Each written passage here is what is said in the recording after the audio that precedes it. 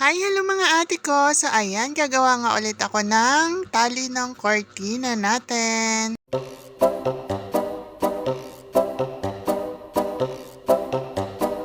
So ayan mga ate, tutupian ko nga lang ang magkabilaan nito.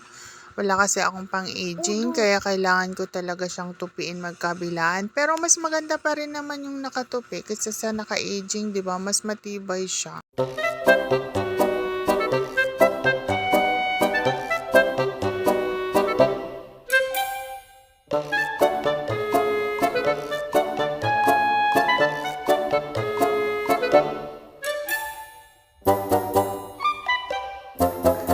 Pagkatapos ko nga tahiin yung magkabilaan mga ate, ay pinagdugtong ko rin siya. Tsaka natin siya tatahiin ng parang kulubot-kulubot para magmukha siyang flower.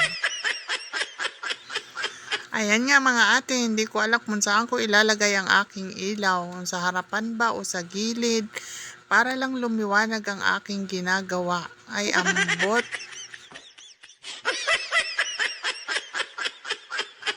Ang haba naman kasi ate ng video ko na to, kaya ayan, marami talaga akong sasabihin at ididiwal-diwal. Pasensya na kayo mga ate kasi medyo pagod na rin ang akong bunganga dahil maghapon ako sa palengke, salita dito, salita doon.